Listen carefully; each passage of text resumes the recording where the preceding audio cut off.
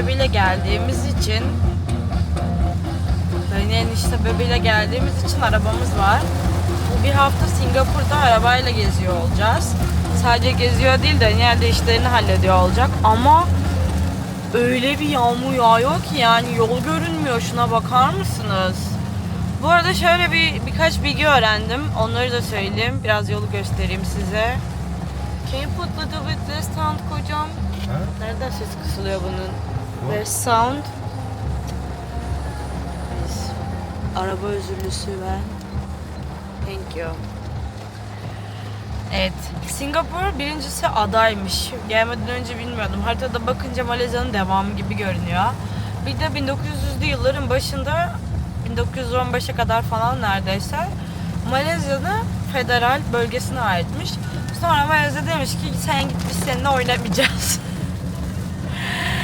Yani şöyle Malezya demiş ki istemiyoruz seni yani. Fakirliğinden midir artık nedir bilmiyorum. Singapur federal bölgeden atmış. Singapur'da federal bölge olarak çıkınca Malezya'dan demiş biz yeni ülke kuralım yani hani. Yeni oluyor işte 1965'te falan.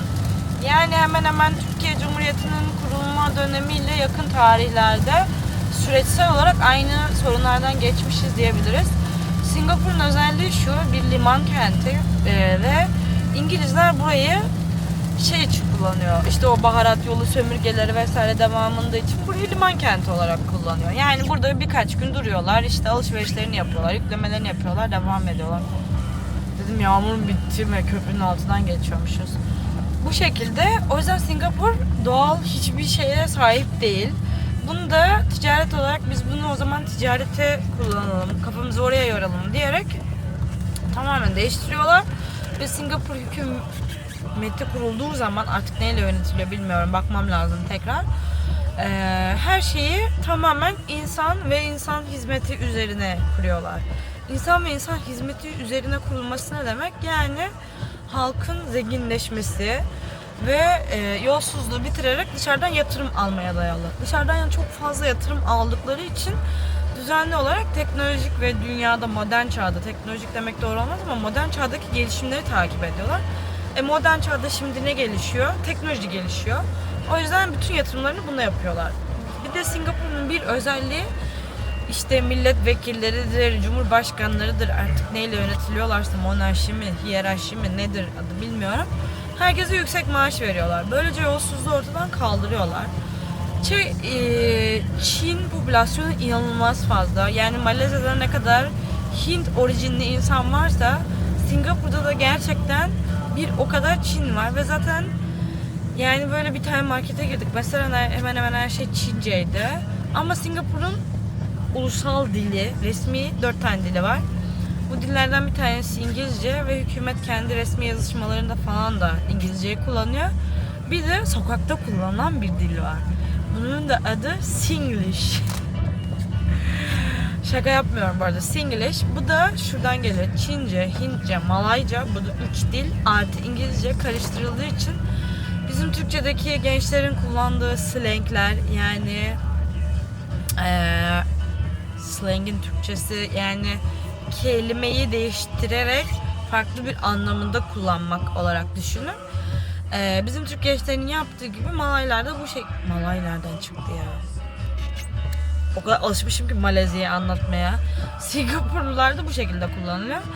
Okuduğum en wow dedirten olay bütün teknolojik yatırımlarını yapay zekaya yapıyorlar. O yüzden teknolojik olarak çok gelişmiş bir ülke olması lazım. Biz şimdi biraz nakit aldık üstümüze ama Singapur'dan beklentim sokak yemeklerinde bile kart geçmesi. Bu kadar yapay zekaya yatırım yapan bir ülkenin beklenti bu olmalı. Ya da böyle mesela dokununca işte kart geçmeli, hani NFC gibi böyle her yerde geçerli olmalı. Biri daha kart geçmiyor derse çığlık atacağım ki Malezya'da bile çoğu yerde kart geçiyor bu arada hani. Böyle dandirik gördüğünüz yerlerde bile. Ama yine Malezya'da paranız olsa güzel olur. Sokak yemeği yersiniz. Yoksa paranız, hani nakitiniz çok sorun değil. 63 ringgit kalmıştı üstümüzde. Singapur doları 19.53. 1 dolar 1.50 3 Singapur doları. Hayır, yanlışlık yapmıyorum. Use the middle Google'a lane girip to turn right onto bakabilirsiniz. Galing Road, then turn left onto Lorong 18 Galing. Dünyanın en zengin ülkelerinden birine hoş geldiniz. Bakalım ben de keşfedeceğim. Bir de yağmur sezonu şu an var. Şakır şakır yani. Hala bitmedi. En azından yol görünüyor biraz. Buna şükür. Bir de trafik gördüğünüz üzere. Direksiyonum nerede? Soldan mı akıyor oluyor? Türkiye'de soldan akıyor, sağdan mı oluyor? Neyse işte sağ solu anladınız. Tersine akıyor bize göre. Sağın solunu bilmiyorum, sormayın. Check-in yaptık. Şimdi odaya gideceğiz. Bunlardan bir ses yapıyor. Buzluklar. Şuraya bagajınızı takmanız için tartı koymuşlar. Allah razı olsun. Yes. It's just... Gitsinler şunlar da. Asansöre binelim. Hadi gidelim. Which floor we stay in? Asansör böyle görünüyor. İkinci katta kalıyormuşuz. 8? I think. 8'miş, 2 değilmiş. Aşırı yoruldum. Did you get tired? Did you get tired? Çok yorucu bir gündü. Singapur'a varmak bu kadar olmamalıydı. 8 katlı. You can say we stay in this, how it goes. Roof. No, last suite hotel.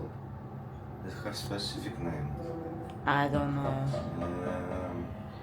Hadi. Davay. You will remember. It's 3. Yukarı gidiyoruz çocuğum. Bu da yukarı gidiyormuş. Fenalık geçiyor. Hı? Penthouse? Penthouse? What is penthouse? Penthouse. Penthouse. Yes. I am hearing first time what you are speaking today. Did you learn different English while it's we classic separate? English. You just keep this when he was busy with YouTube. How dare you! Penthouse, it's word for a top luxury part, like roof and apartment together. Usually in hotels, like penthouse is more expensive Okay. because it's like on the top Okay. first. Let's see. Is it penthouse? No. Bye. The regular. Odamız burası. Asansörden çıkınca direkt geldik. İyi oldu. Kocam open the light. Ay. Oley. We have window. Penceremiz var. Yes, here. Ah, okay. Yeah, it's cute. So a classic hotel room. Bildiğin dümdüz aynen. Otel odası. Oh, we have fridge. We have a mirror. Aynen söyle bana. Çok acayip. It looks like Japanese style. What you see in YouTube, you know? Oy. Bence biraz Japon stiline benziyor. YouTube'da böyle sık gördüğünüz videolar. Bir tane de ben çekeyim. Şey çok acayip. It's so weird. Sink is here. One mirror is here. Bir tane burada ayna var. And this is one mirror. Lavaboyu niye buraya koydunuz? İçeride yer yok mu?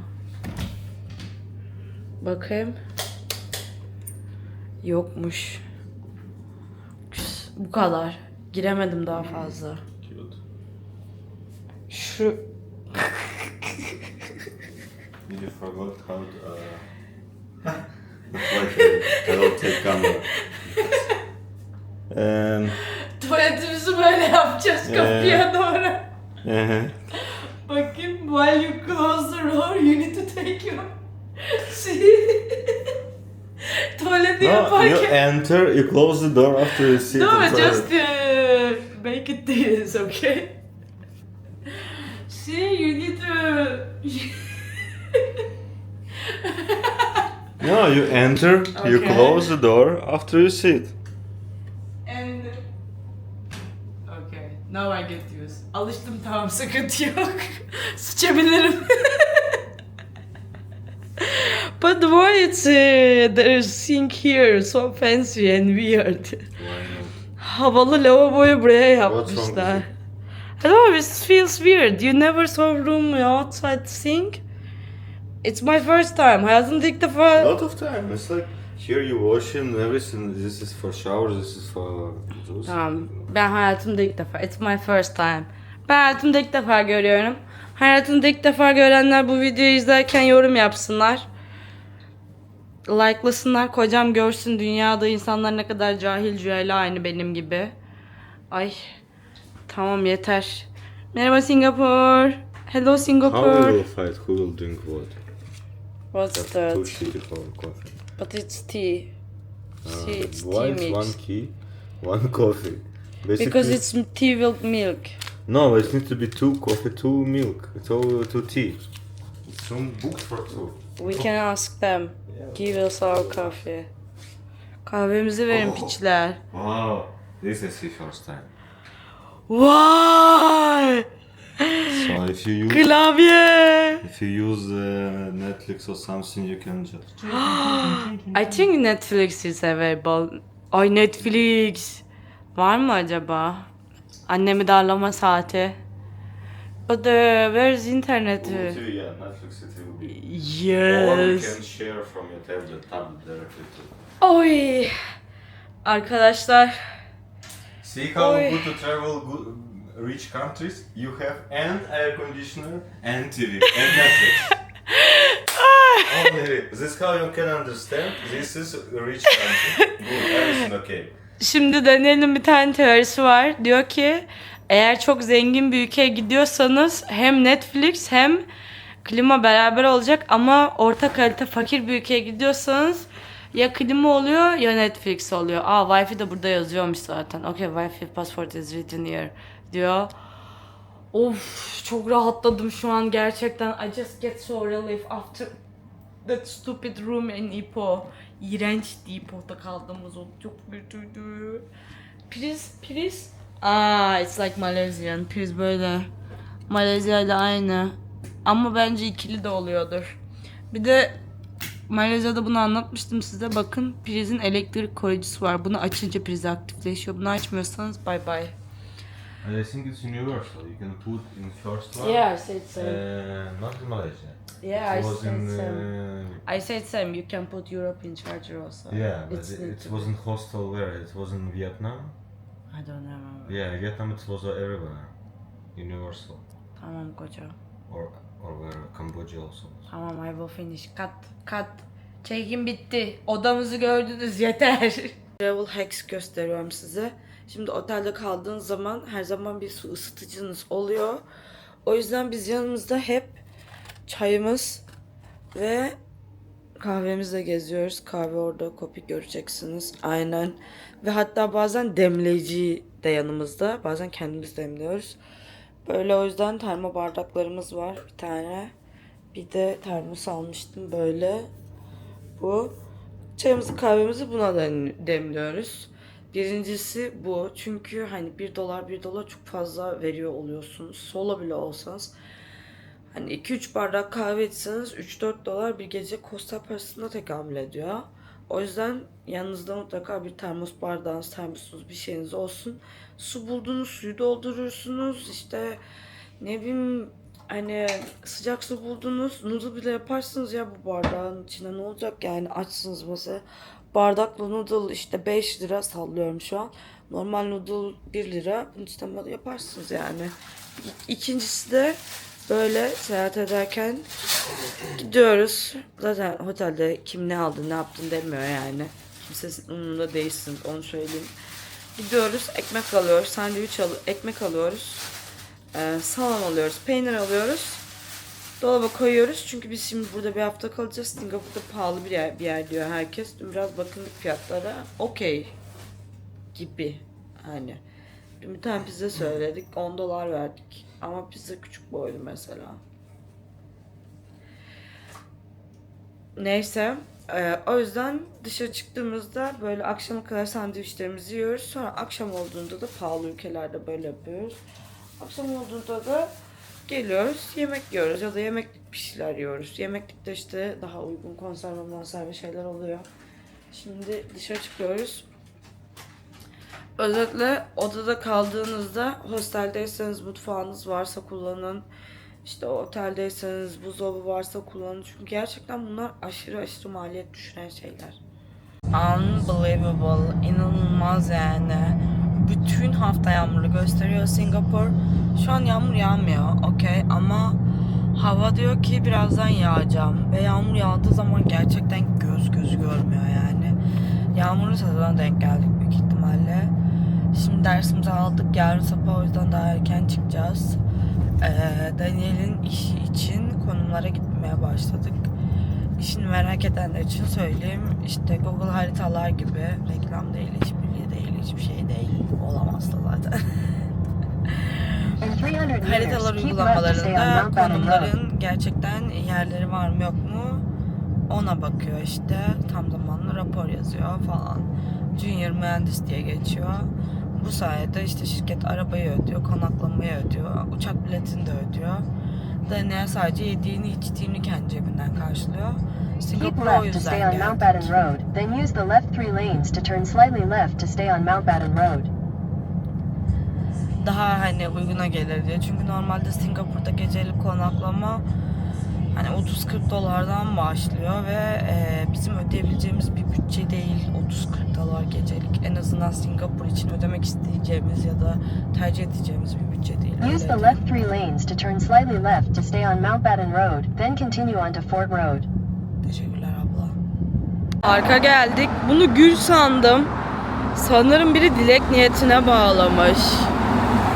Kumaş çünkü. Acayip şaşırdım. Diyorum bu ağaçta böyle çiçeği oluyor muydu? Olmuyor tabi. Bir de şöyle bir şey göstereceğim. Güvenli kullanıyor muyum? Değilse lütfen arayın. Ya da bana mail atın. Ne diye mail atacaklar? Düzgün kullanmıyorsun at kafası diye mi? Kargalara bakın. Ne güzeller. Uçtu. Çok güzellerdi kargalar. Tam karga değil. Karga olması için gagasının da beyaz olması lazım. Ama Cordiae familyası yani kargayla aynı familyadan. Tüm siyah kuşlar kargayla aynı familyadan mı? Hayır. Ama park ve bahçelerden genel olarak türlerini bildiğim için buradan hatırlıyorum. Türkiye'de de görmüştüm bu tatlış kuşları. Ama Türkiye'de o kadar yaygın değil. Burada böyle her yerde görüyorum yani abidik gubidik. Bir tane kuş türü var. Acayip görmek istiyorum. Ama bir türlü denk gelemedik. Bilmiyorum belki bir gün Bali'de rastlaşırız. Yani çünkü arkadaşlarım Kamboçya'da görmüş ve ben hani onlar bu arada şehirdeydi. Şehirde görülmeyeceğine %1.000.000 emindim. Ama artık hiçbir şeyden emin değilim. Çünkü burada Asya'da her an her şey görebilirsiniz. Yani normal bir parka geldim şu an. Ama parka bakar mısınız? Yani şu ağaçların büyülü güzelliğine bir bakın yani. Her yerinden yosunlar saçılıyor. Bu ağacın üstünde falan da başka bitkiler büyümüş. Hele şu zaten simbiyoz yaşama geçmiş direkt. Bak üstündeki bu yapraklı olanlar parazit bitkiler. Ağacın yukarıdaki dallarını anlayabilirsiniz ne olup ne olmadığını.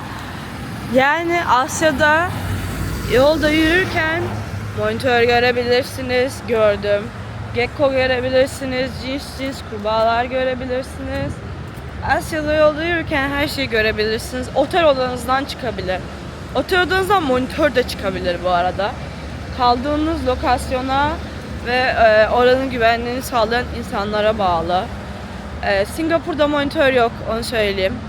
Ama görebilirim, bilmiyorum. Şimdi yok dedim ya, kesin görürüm. Neyse, ama Singapur'da monitör yok. Biliyorum onu yani. Şöyle göstereyim. Biz buradayız. Katong Park. Burada. Ve böyle bir park yapmışlar. Sanki her yer yeşillik değilmiş gibi. Ama değil. Şimdi hatırladım. Singapur'da her yer yeşillik değil. Dur bir kocam buldum. Kocam nerede? Yürüyordu şöyle, takip ediyordu. Gitti. Parkın yanında bir tane böyle havalı bir kafe vardı. İçeri girip kahve fiyatlarına baktım. Çok pahalı. Bir bardak kahve 5 dolardan başlıyor, 10 dolara kadar gidiyor. Büyük boyları 6 dolardan başlıyor. Yine 10 dolara kadar gidiyor. Çok pahalı bence. Bir kahveye bir bardağına 5 dolar verilmez abi. TL'ye çevirmeye gerek yok yani. Hani Avrupa'da en bilmem ne fantastik kafede bile 3 euro 4 euro falan veriyorsun. Ve hani 5 dolardan başlıyor. Hani dandirik Americano, espresso falan 5 dolar. Fancy kafeler, havalı böyle şekil şukullu kahveler yani 6 dolar 7 dolar falan. Olmadı. Singapur pahalısın.